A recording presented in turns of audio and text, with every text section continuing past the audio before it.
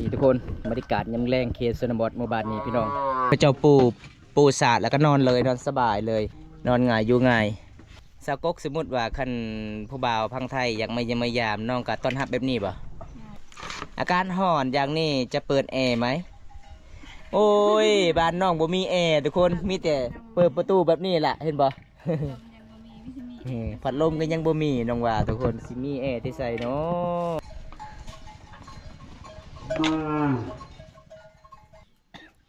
ป่าเอาคันผู้สาวบ่ไอ้นี่แสดงว่าผู้สาวนี่ยังโสดคันผู้สาวไอ้นี่ผู้สาวมีแฟนแล้ว น้องกลัวมักเผ็ดน้องสิอดใดบ่ทุกคนบ่มีผู้บ่าวมาห้าเลยว่ะคือน้องโพสโชว์ตลอดเลยบ่มีเลยเนาะ เพิ่นว่าสบายดีเด้อน้องสองคนสบายดีเด้อเบาใส่สวัสดีไอ้ใส่คนหล่อเอาแล้วบ่โซนแล้วผู้สาวสองคน เพราะว่าน้องครัวมักเผ็ดน้องก็สิตำมักเผ็ดได้บ่ มาเด้อ FC มากินข้าวกันมาเด้อ FC กินข้าวกันภาษามังกรเด้อจะได้เด้อจะได้ลงหายเยอะจะโดนเรื่องเหตุเด้อ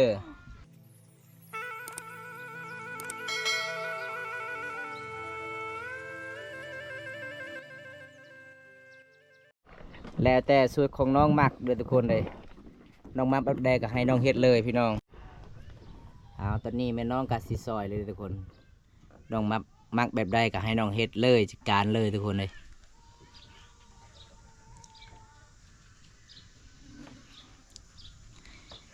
ถนัดเนาะจะเฮ็ดกินเนาะสาวแรด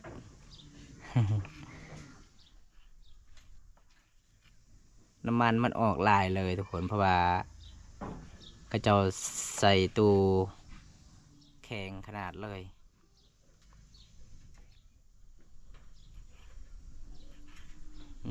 สกุกไปเอายังฮะ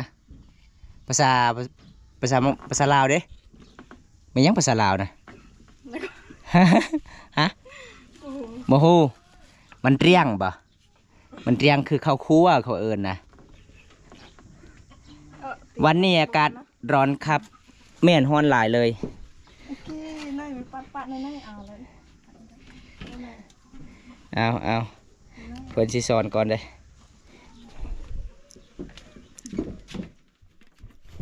เอาตอนนี้น้องสาวกกเพื่อนกระสูดชุบเพิ่งกับผสมเกลือปิ้งนัวได้ทุกคนสูตรไผ่สูตรมันเด้อมักเพชรเจ้ายังเลือดแต่ซ้ำนี่บัดสาวแรดมันสีเบิดแล้วพี่น้องเอ้ยเพื่อนห้องมันกะสีเบิดแล้วมักเพชรมันเบิดจุดนี่เห็นบอกก็เจ้าปูสาดแล้วก็นอนเลยนอนสบายเลยนอนง่ายอยู่ง่ายสาวกกสมมติว่าคันผู้บ่าวพังไทยอยากมาเยี่ยมยามน้องก็ต้อนรับแบบนี้ป่ะขนาดอากาศร้อนเลยทุกคนน้องก็สิครัวมักเผ็ดบ่ว่าให้มันหอมถ้าบุครัวมันก็บ่หอมอันนี้คือซาวแลดเพิ่นก็สิซอยไตโมเมนต์ไตหัวใจอาการร้อนอย่างนี้จะเปิดแอร์ไหมโอ้ยบ้านน้องบ่มีแอร์ทุกคนมีแต่เปิดประตูแบบนี้แหละเห็นบ่ พัดลมก็ยังบ่มีน้องว่าทุกคนสิมีแอร์ที่ใส่เนาะผู้ใดใจดีก็ซื้อให้น้องสองคนนี่เด้อผู้ละอันพัดลมไหวเนาะก็จะเอามืองัวเนาะ3 โมงแรงแล้วก็นอนสบายเหมือนกันครับผมก็สอบครับ ขอบใจเด้อสาวกกนี่ขยันเลยทุกคนเลย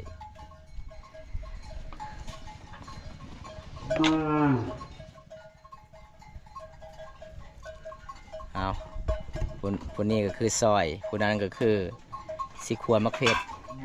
บึ้งงัวกระเจ้าทุกคนโคตรหลายเลยว่าพี่น้องสาบานกระเจ้ามาเลี้ยงงัวอยู่ไม่บานฮอนแม่นฮอนหลายเลยแต่น้องกะใจดีหมดทุกคนน้องใจดีน้องกะสิตอนหับบำตามายิมยามน้องก็เลยถามบำตาว่าโดนแล้วบ่ได้เห็นหน้ากันน้องเลยคิดว่าบำตากับบ่ได้มาก็คือบำตากับยังคิดฮอดคือเก่าทุกคนเลยอัปเดตไปที่ชีวิตน้องจนน้องเอาผัวสร้างครอบครัวนั่นแหละทุกคน ว่าน้องในใจดีเลยมีหยังกะย่อให้กินว่าจะเป็นแขกมาแต่บ้านเหนือบ้านไกลบ้านทางใดมากับน้องก็ต้องต้อนรับเป็นอย่างดีเมื่อเช้ากินข้าวกับหยังเช้าแรกเมื่อเช้านี่จะกินข้าวกับหยัง กินข้าวกินรอ จีรอจะไปการจีรอหรือว่าจีนาย จะไปการคืนนี่บ่แสดงว่าจีรอออกแล้วเนาะช่วงนี้เนาะเออน้องกะกินแต่ข้าวเช้าข้าวเที่ยงบ่กินเลย ก็เลยน้องกะบอกบอมตาว่าบ่มีอาหารกินบอมตาก็ซื้อให้น้องหัวใจไก่เอาเวียกไผ่เวียกมันเบอร์ทุกคนเห็นบ่ อยู่คนละภาคคนละบอน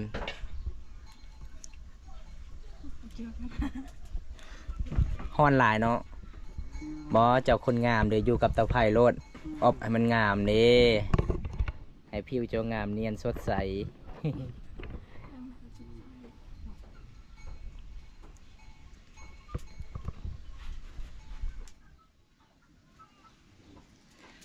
เวลางานดองน้องๆกะบ่เคยไปขายเครื่องคอง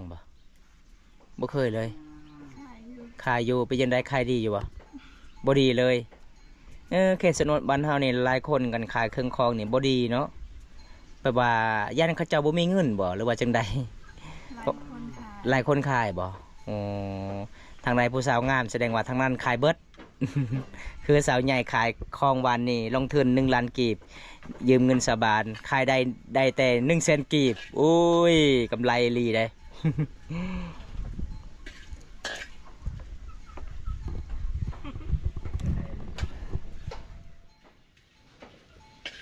แม่มันเอ็ดหาสีก็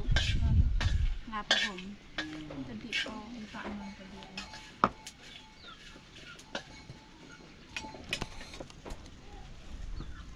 ปลา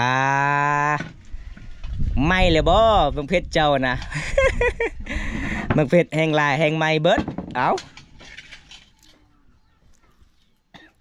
ปลาเอาขันผู้สาวบ่ไอ้นี่แสดงว่าผู้สาวนี่ยังโสดขันผู้สาวไอ้นี่ผู้สาวมีแฟนแล้ว น้องกลัวเมืองเพชรน้องสิอดได้บ่ทุกคน โอ้ยบ่มท้าอดบ่ได้แล้วเพราะว่ามันเข้าในปากน้องครัวมังเผ็ดมันใหม่ทุกคนเลย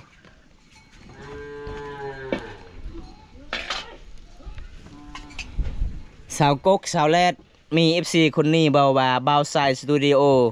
เซต5จนดึกจนดื่นจนดึกจนเดินเพิ่นว่าแต่ยังโพดว่าโสดแม่นบ่ บ่มีผู้บ่าวมาห้าเลยว่าคือน้องโพดโสดตลอดเลยบ่มีเลยเนาะ เป็นว่าสบายดีเด้อน้อง2 คน สบายดี สบายดีเด้อเบาไซ สบายดีไอ้ใจ ไอ้ใส่คนหล่อเมื่อใดสิมาน้องกกน้องแรดถามว่าเมื่อใดสิมาน้องอยากนุ่งผ้าทุ่งสิอาบน้ำเด้อเพิ่นว่าเอาแล้วบ่โสดแล้วผู้สาว2 คน น้องอดบ่ได้ทุกคนเลย เพราะว่าน้องครัวมักเฟ็ดน้องก็สิตำมักเฟ็ดจังบ่อดบ่ได้ล่ะเพิ่นมันเข้าปากแห้งเลยทุกคนอีหยังเข้าตาอีก เอาไปล้างหน้าก่อน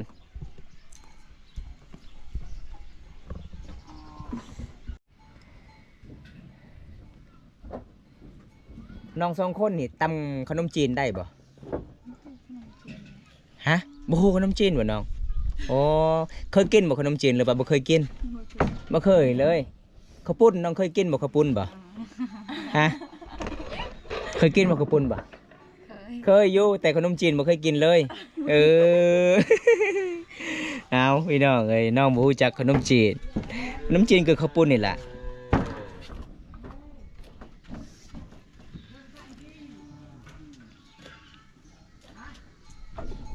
อันนี้ผักหยังบรรเจ้าเอิ้นนี่น้องผักหยังหอมเนาะผักนี่เนาะ สเลดแล้ว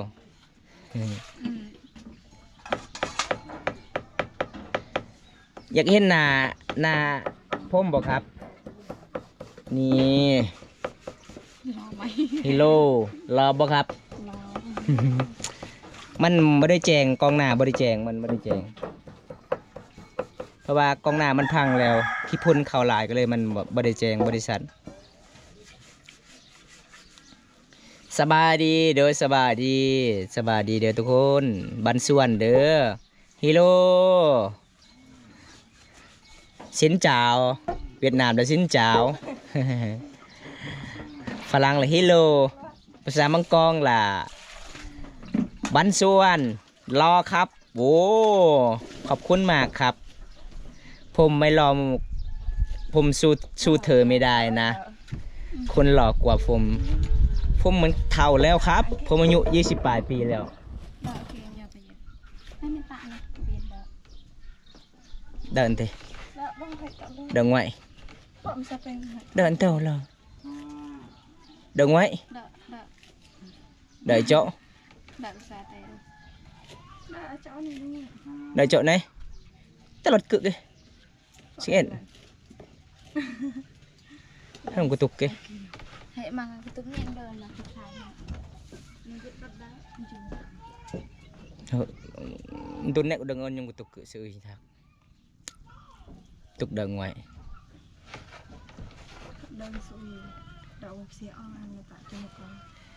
ที่โรงเรียนผมมีแต่นักเรียนครับผมเป็นคน แม่นบ่น้อง ตั้งใจเรียนเด้อน้องเด้อตั้งใจเรียนหนังสือเด้อเรียนในเก่งสิ่งให้ได้ถ้าเรียนเก่งบ่มตาก็ดีใจนำเพราะว่าบ่มตากะบ่ได้เรียนหนังสือแล้วบ่มีทุนจะเรียนต่อเพราะว่าบ่มตาก็เป็นคนที่ยากจนก็เลยบ่ได้เรียนต่อ เฮ้ยมันตุกละแต่เดาอะไรไป ตอนนั้นตะโกนน้อง โดยจิตเลย จึ๊บเนี่ยสาวกกนี่เวลาเฮ็ดนี่ยิ้มตลอด อารมณ์ดีเนาะเจ้ามื้อนี้เนาะ เจ้าได้น่ะแม่จุ๊บกี่เจ้ากี่ เอาผสมมะเขือเกลือก่อนอันนี้น้ำที่น้องอยากผสมแบบน้องกะสิซุปทุกคนเลยซุปอาหารแซ่บได้มื้อนี้ได้ส่วนสาวแลเพิ่นซอยผักคันสาวกกเฮ็ดแซ่บนี่แสดงว่าสาวกกนี่ยังบ่มีผัวถ้าสาวกกเฮ็ดบ่แซ่บแสดงว่าสาวกกนี่มีผัวแล้วมีแฟนแล้วเด้อทุกคน เอาสูตรของไฟสูตรของมันน้องก็เป็นโมคู่สนิทกันน้องก็เลยโยนน้ำกันตลอดเลยผมอยากดูเหมือนบ้านพี่ครับโอ้ครับผมเดี๋ยวบนตากระสิถ่ายให้ด้วยกันมันยังเนี่ยนะเป็งนัวบ่ภาษาไทยเอิ้นมาจังใดเป็งนัวพงศรส ใส่ลายแซบหลายใส่ลายกับพรมหล่น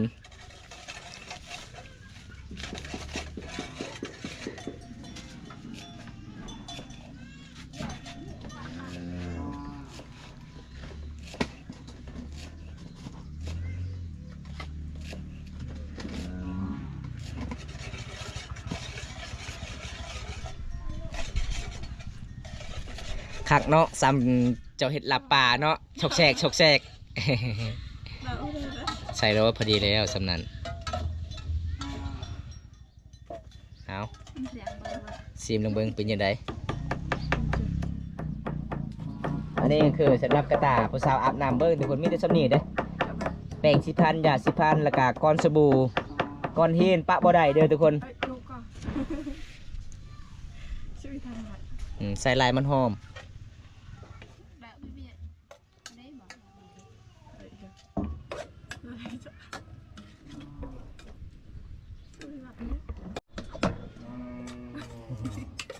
เอาค่อยทึกเลขลาวนำสาวดี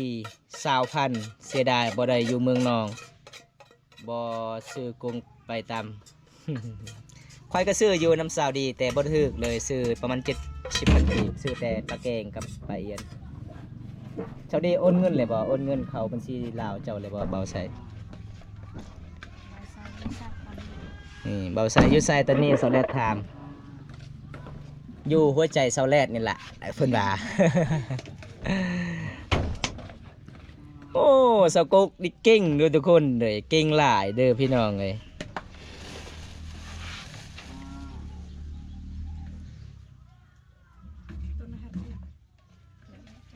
บอกเบาใส่ซื้อกุ้งมาแต่กรุงเทพนี่เด้อ มื้ออื่นมื้อฮือเบาใส่ก็สิมาเมืองนองเด้เพิ่นว่าคิดฮอด สาวเมืองนองมีแต่คนใจดีก็เลยเพิ่นก็ติดใจแห้งเพิ่นว่าฮักเป็นพี่เป็นน้องกัน ไปทางบ้านใดก็บ่คือเมืองนองเขตนี้เพิ่นว่าต้อนรับเป็นอย่างดี อย่าลืมซื้อกุ้งมาเด้อ นี่เห็นบ่สาวกบว่าอย่าลืมซื้อกุ้งมาเด้อเบาไส้กุ้งอีหยังก็อยากแค่มีกุ้งมีหัวใจได้มาอยู่นำเหมือนนะ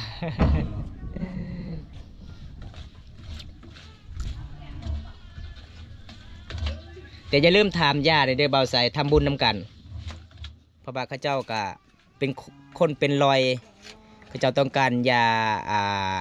อีหยังเบาหวานเอ็นบ่เบาหวานใส่เลือดเอ็นบ่แม่นปิ้งยายังค่อยลืมแล้ว แซ่บบ่ฮะ เมื่อวันนั้น เป็นยังไงสาวแรกกับสาวกกน้องซีมเป็นยังไงอร่อยอยู่บ่ ก็เป็นเลยสลัดเนื้อเจาะเนี่ยเติมมาให้ ใส่หลายแซ่บหลายนะใส่รสนะแล้วแต่น้องเฮ็ดได้เพราะว่าข่อยยังก็กินอยู่แล้ว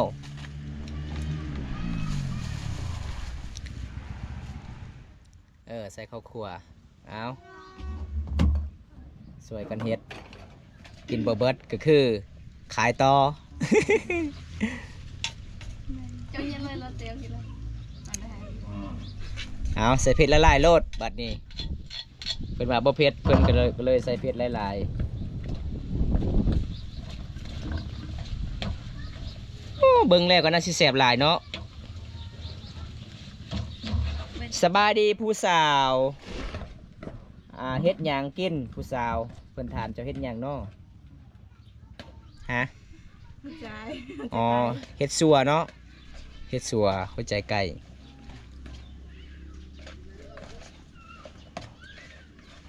เกม ซีมอีกแล้วซีมก็คือจีมเด้อเพิ่นว่า อร่อยแซ่บหลายบ่แอมเจอโอ้ชมเชย แอมเจอแล้วแซ่บหลายเพิ่นว่าแซ่บแล้วพอดีแล้ว เจาะซาน้ำมันละ แซ่บแล้วเอ้าพี่น้องตอนนี้ก็คือสำเร็จแล้วน้องก็สิปรุงแต่งอาหารน้องก็สิเฮ็ดครัวบ่แม่นเฮ็ดครัวน้องก็สิสัวหัวใจไก่ซื้อมาให้น้องประมาณ2 โล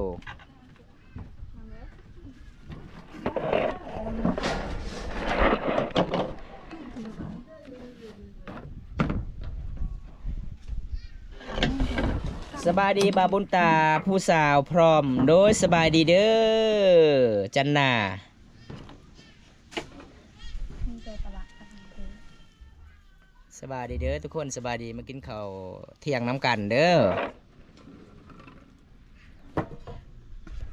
ว่าให้พ่อให้แม่เจะเด้อสาวแลนยังอ๋อนี่เลยนะเขามาถึงให้ที่ชวนแล้วบุมีอาหันกินได้ เห็นบอกทุกคนสาวลาวทุกคนนี่ใจดีเพิ่นว่าตักหมดเลยสบายดีสองสาวแบ่งให้กินนำจักคำนี่เด้อครับ นี่มาเด้อเพิ่นกะสิแบ่งให้กินเอาตอนนี้อาหารสำเร็จแล้วทุกคนพอได้อยากกินกับมามาเยี่ยมมายามสาวแลดสาวกกได้เด้อทุกคนเห็นบ่น้องกะสิปูสาดเวลากินข้าวกินน้ำ จานหนึ่งวันนี้เหมือนกันเลือกใจ ยาวเนาะ เอามาทุกคนเลยลงมือน้ำกันเด้อทุกคนนี่ผู้สาวน่าหักหลาย2 คนเลย ไปแล้ว สวัสดีไว้ไปว่าจังใดล้างมือก่อนบ่ บ่ล้างแล้วนะ กินแล้วมันนัวมันแสบหลายบ่ล้างก็ได้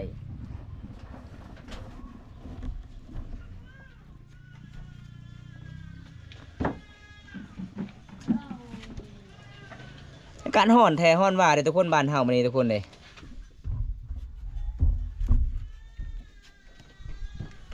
ป้าห่อนเอาสาวกกสาวแรดก่อนกินข้าวเอิ้น14นี่เด้อ มาเด้อ FC มากินข้าวนำกันมาเด้อ FC กินข้าวนำกัน ภาษามังกรเด้ จะได้เด้อจะได้เรื่องเยอะ จะโดนเรื่องเหตุเด้อมาเด้อทุกคนกินข้าวนำกันเด้อพี่น้องเอ้ยสาวลาวนี่น่าฮักใจดีทุกคนเลยอันนี้คืออาหารน้องกะสิสุบแซ่บๆเลยพี่น้องเอ้ยน้องบ่มีอาหารกินก็เลยจัดให้น้องแอมบ่แอมคืออร่อยเนาะแซ่บหลายมาพี่น้องกินน้ำกันเด้อทุกคนกินน้ำกันเด้อจ้ากินน้ำกันจะโดยเด้อจ้าเอาตั้งกล้องให้ FC มาเด้อกินน้ำกันเด้อทุกคนเลยแสบหลายฮะแอร์เตี้ยวปะ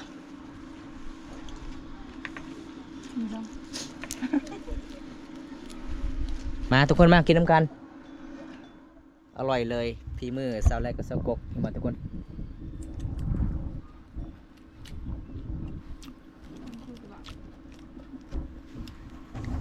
แสบอยู่